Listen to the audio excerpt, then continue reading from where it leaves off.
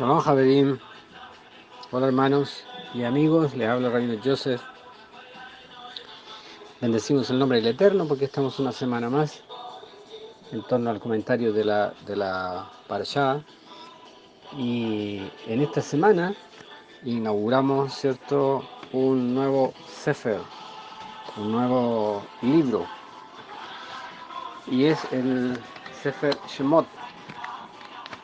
Damos gracias al Eterno por ello. ¿Por qué? Porque siempre es un logro, ¿cierto?, llegar a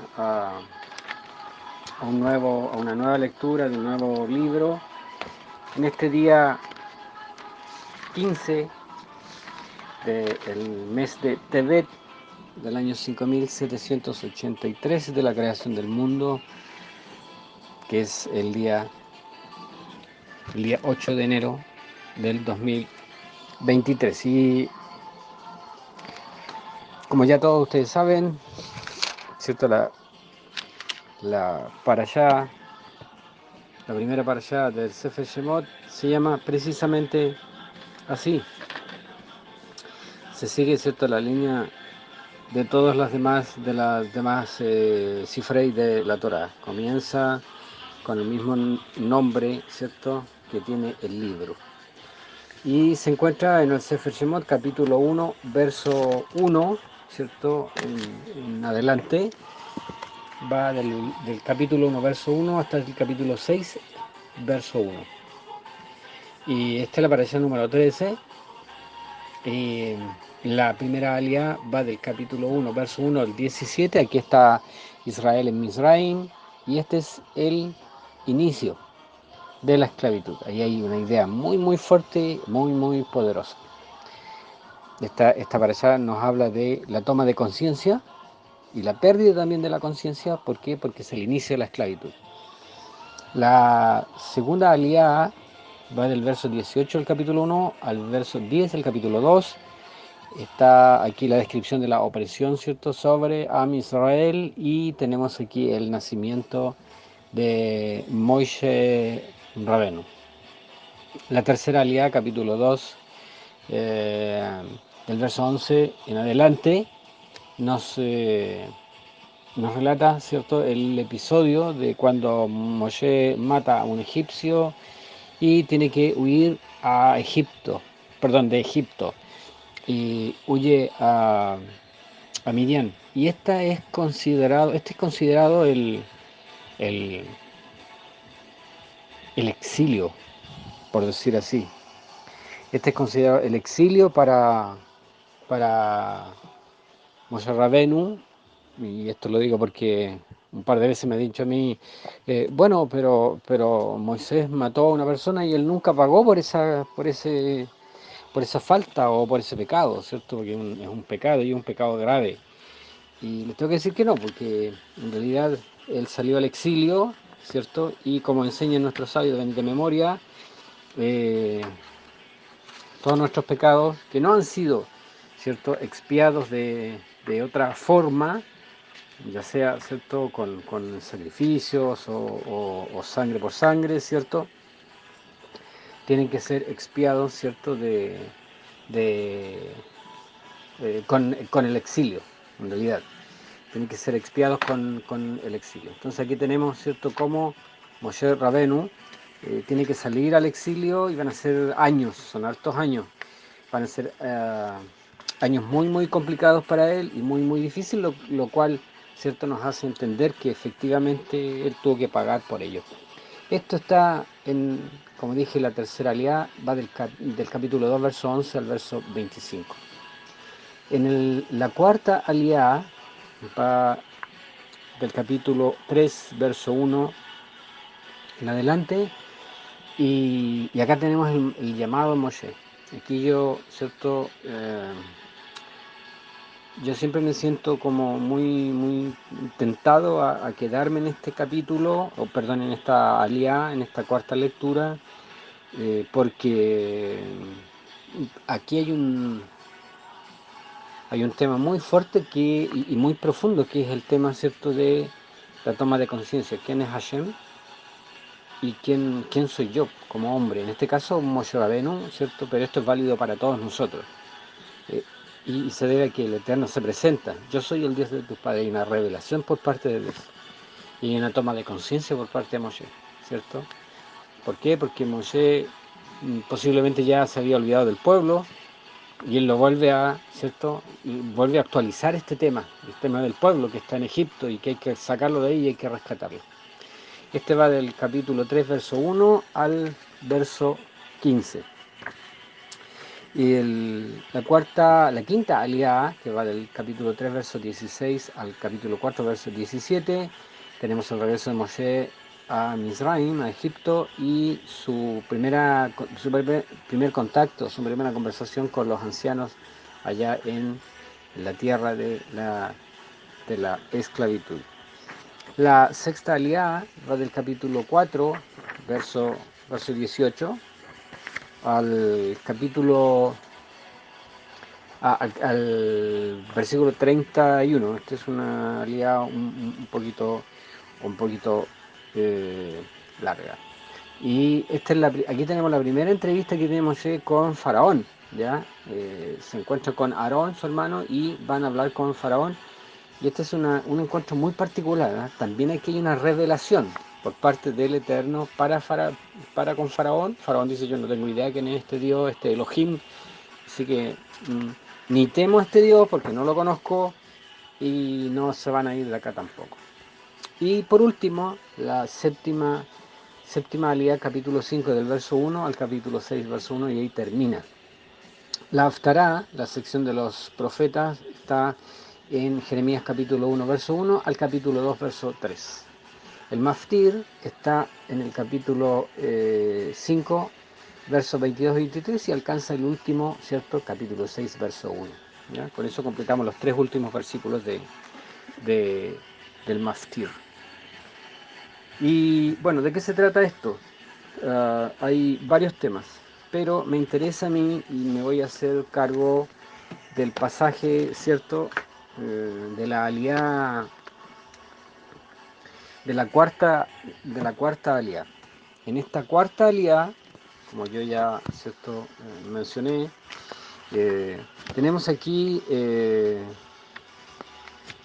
llamado eh, de Moshe por parte del Eterno, y a mí me da la impresión que este llamado no dista mucho del llamado que hemos tenido todos en algún momento, ¿cierto? Y en un punto exacto o crítico de nuestra vida. Dice capítulo 3, verso 1, Moshe apacentaba el rebaño de Yitro, su suegro. Perdón, voy a leer el capítulo 1, verso 1, como es nuestra costumbre, y después salto al que me interesa. Capítulo 1, verso 1 dice: Be'ele shmot bene Israel chabaim mitzrayma et Yaakov ish ubeito ba'u. Estos son los nombres de los hijos de Israel que fueron a Egipto con Jacob, cada uno fue con su familia. Y parte del verso 2, ¿cierto? Mencionando Reubén, de Shimón, Leví, de Yehudá. Y comienza a nombrarlos hasta el verso 4. El verso 5 dice,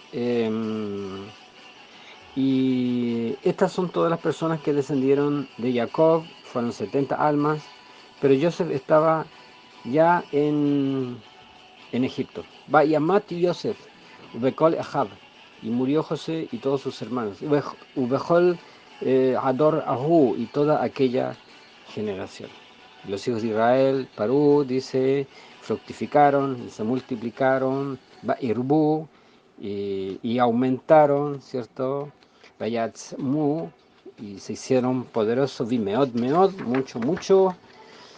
Dice Batimaleja Eretz también se llenó la tierra de ellos. Entonces esa es la primera aliada, los primeros versículos de la aliada, pero les dije yo que lo que a mí me interesa es la cuarta aliada. Y la cuarta aliada, capítulo 3, verso 1 en adelante, dice: Moshe apacentaba el rebaño de Yitro, su suegro, dirigente de Midian, condujo el rebaño desde el desierto y llegó a Joreb, el monte de Dios.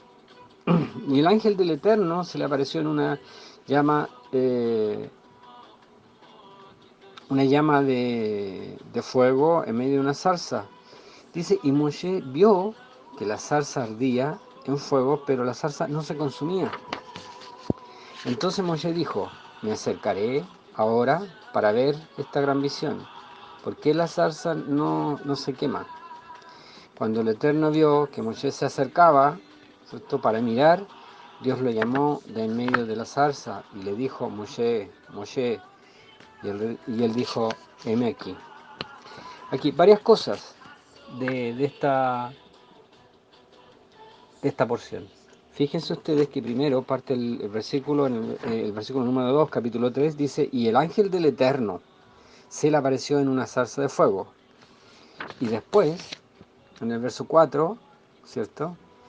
Dice, cuando el Eterno vio que Moisés se acercaba para mirar la zarza, Dios lo llamó de en medio de la zarza. Primero dijo que era el ángel de Hashem, y después dijo que era Hashem, que era Dios. Y de en medio de la zarza le dijo, Moshe, Moshe, y él le dijo, aquí estoy. Y en el verso 6 dice, yo soy el Dios de tu padre, el Dios de Abraham, el Dios de Isaac y el Dios de Jacob. Y a pesar de que este no es el comentario mío, sí quiero hacer un paréntesis para recalcar lo que habíamos conversado un par de parashot anteriores, cuando yo señalé que en las escrituras hebreas, ¿cierto?, judías, y en la forma de pensar del judío, el ángel de Hashem tiene el derecho de decir yo soy Hashem. Eso no es problema, de decir yo soy Dios. Lo que, lo que en realidad no lo constituye Dios. Se sobreentiende que al decir yo soy Dios, Él está diciendo yo estoy hablando en nombre de Dios, porque Él es el representante, no es Dios. Y esto queda muy claro cuando los hijos de Israel suben, varias parashot más adelante, suben de Egipto. Y a propósito del episodio del becerro de oro, ¿cierto? El Eterno se enoja con Am Israel y después cuando Moshe intercede por el pueblo dice, ok, yo voy a mandar a mi ángel delante de ustedes, delante del pueblo. Ten cuidado con él, porque él no va a aguantar tus rebeliones. Entonces él habla del ángel, de su ángel, como otra persona. Y de hecho es otra persona. Pero dice, él no va a aguantar ciertas rebeliones y te va a castigar.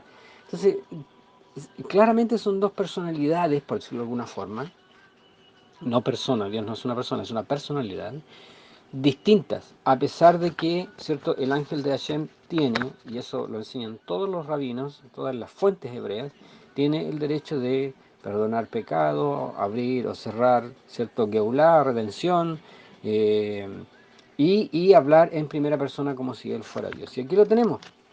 Entonces, en el verso 5 le dijo, no te acerques aquí, quítate las sandalias de los pies, porque el lugar donde estás parado es tierra santa. Y añadió, yo soy el Elohim de tu padre, de Abraham, de Isaac y de Jacob.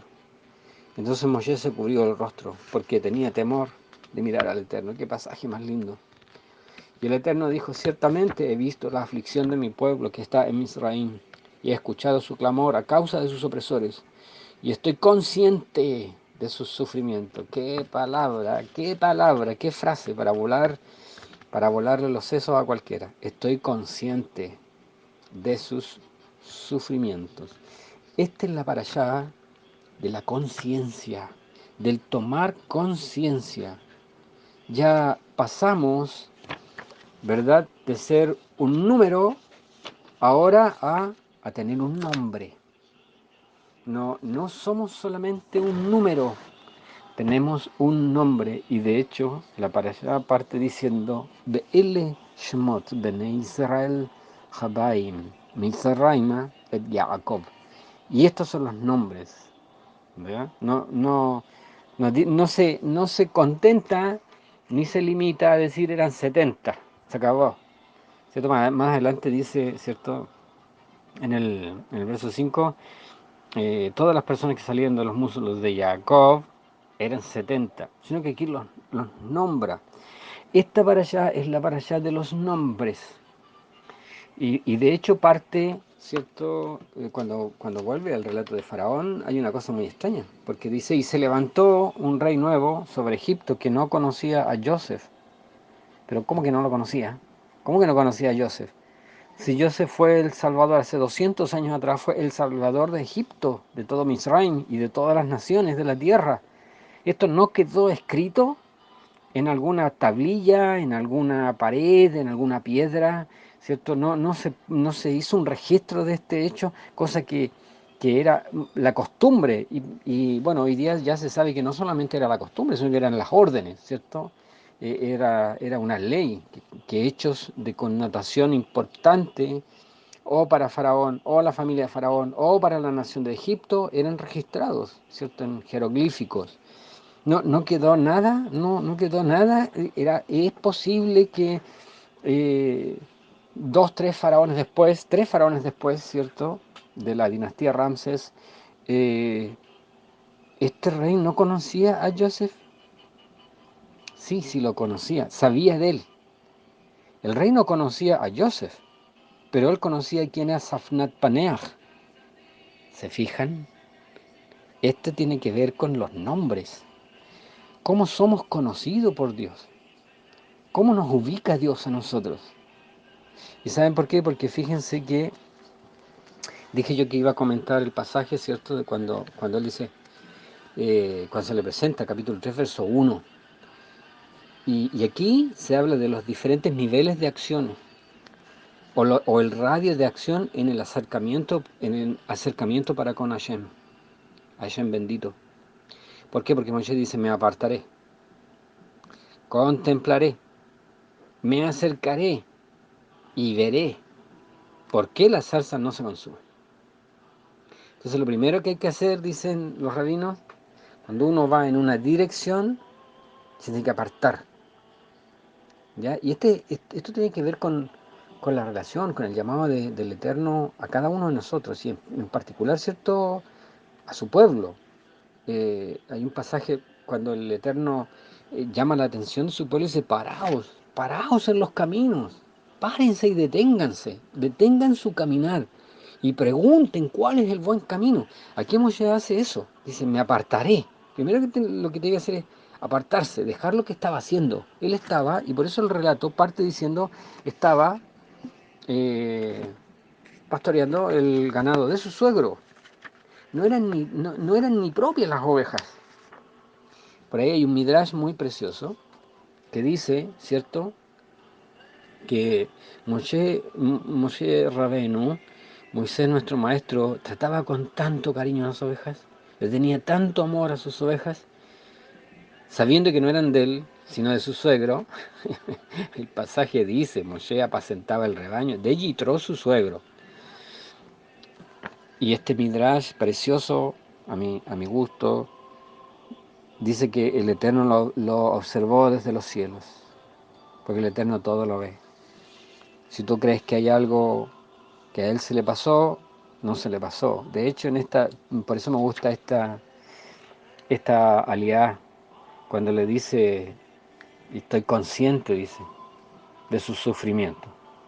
Es como que Dios nos dijera a nosotros, porque nosotros estamos en Misraim ahora, estamos en el exilio. ¿Crees de verdad? ¿De verdad tú crees que, que tu vida no está delante del Eterno? ¿Que tus problemas, que tus dificultades, de verdad crees que Él la ignora? ¿Crees que Él hace vista gorda? ¿Crees que Él hace caso omiso de nuestro clamor? ¿De verdad crees eso? Aquí dice el verso 7, ciertamente he visto la aflicción de mi pueblo que está en Misraim y he escuchado su clamor, su tefilá, a causa de sus opresores, quien quiera que sea tu opresor. Dice, estoy consciente de su sufrimiento, qué precioso. Qué precioso. Este pasaje es para alabar al Eterno y replantear nuestras vidas de aquí en adelante. Sacarnos esta idea, ¿cierto?, de que oramos y a veces no nos escucha o no nos dice nada, no dice 10-4, correcto, entendí, ok, nada, no dice nada, pero está consciente, está consciente. Y este Midrash dice que Dios desde los cielos lo miró y lo vio. Y fue conmovido, porque el Eterno dijo, mira con cuánto cariño trata a las ovejas que no son de él, ¿cómo tratará a sus propias ovejas? Y en ese momento el Eterno decidió llamar a Moshe para que pudiera pastorear, ¿cierto?, la cajal más grande que existió, de Am Israel en el desierto. Pero para eso, ¿cierto?, él tuvo que apartarse, tuvo que dejar lo que estaba haciendo. Cuando nosotros queremos tener un encuentro con Dios, tenemos que detenernos. No podemos seguir siendo los mismos, no podemos seguir haciendo lo mismo. Nos tenemos que apartar, nos tenemos que acercar, que fue lo que hizo él, ¿cierto? Podríamos decir que aquí la curiosidad, ¿cierto?, lo hizo pagar un gran precio en realidad. Tuvo que cambiar de rubro y tuvo que ingresar a uno de los rubros más complicados. Esto está comprobado. Dirigir, ¿cierto?, dirigir un grupo humano, la grey de Dios, la iglesia de la Cajal, la iglesia del Dios vivo, es muy complicado, es muy complicado. Pero él hizo esto, se apartó, contempló, contempló desde lejos, se acercó, se involucró. Eso dicen nuestros sabios de bendita memoria, se involucró. Y veré, dice, por qué la zarza no se consume.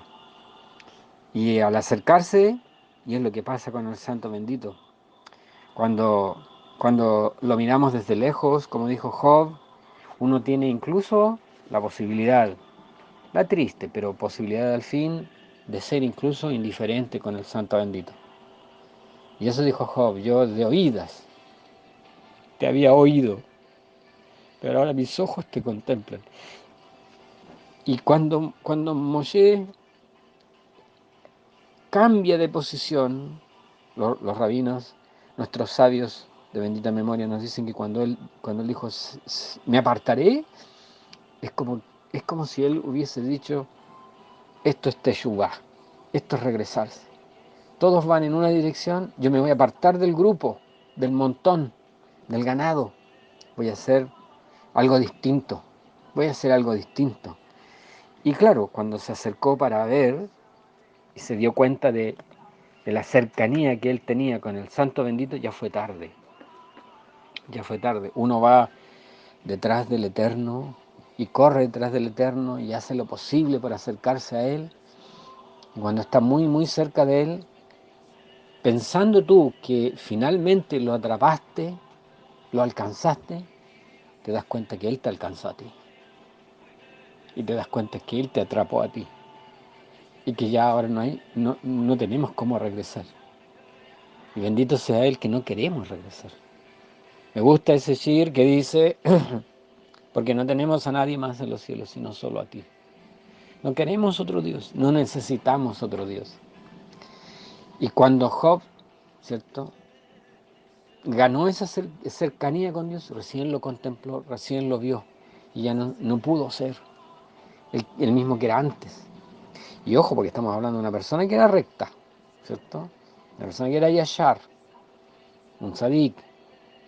De hecho, el primer capítulo y el primer versículo, el Eterno se ufana de él, ¿cierto?, delante del Satán. ¿No has considerado a mi siervo Job un hombre perfecto, recto, temeroso de mí, temeroso de Dios, apartado del mal?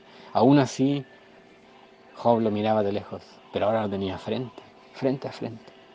Tan cerca que llegó a decir, yo sé que mi Redentor vive y que al fin se levantará del polvo. Lo voy a volver a ver, aunque mi carne se deshaga, con mis ojos lo voy a volver a ver. Esa cercanía es la que Dios procura de nosotros. Esa cercanía, en términos ciertos del Brit Hadashah, fue representada de la mejor manera. Juan capítulo 1 dice que el verbo de vida hizo un tabernáculo en medio de nosotros. Algunas versiones usan la palabra, de hecho usan el verbo tabernaculizó, en realidad. Hizo una morada, hizo un mishkan en medio de nosotros, en medio de nosotros. Y quizás sea bueno revisar eso y recordar estas cosas, que Dios está consciente de que estamos sufriendo, Dios está consciente que Dios oye nuestras oraciones, que Él ve la opresión sobre nuestras vidas y que Él tiene un poderoso Goel, un poderoso Redentor, listo para entrar en acción en el momento en que sea necesario. Esperamos con toda nuestra cabana, con toda nuestra fuerza, con una emuná shelema, con una fe completa en la venida de nuestro Mesías. Y como dice aquel shir, aquella canción, lo que se demore, lo que sea que se demore, lo esperaremos. El habernos apartado, haber contemplado de lejos, habernos acercado, ¿cierto? Habernos involucrado y finalmente haber visto a Dios, nos ha resultado en un encuentro que cambió nuestras vidas y que debiera revisarse cada cierto tiempo para rectificar nuestro caminar. Que el Eterno nos ayude en esta semana, que podamos apartarnos, acercarnos y mirar por qué la zarza arde pero no se consume. ¿Quién sabe si en una de esas tenemos un eterno, glorioso y tremendo llamado de Dios para nuestras vidas? Que el Eterno nos bendiga. Shabbat Tov.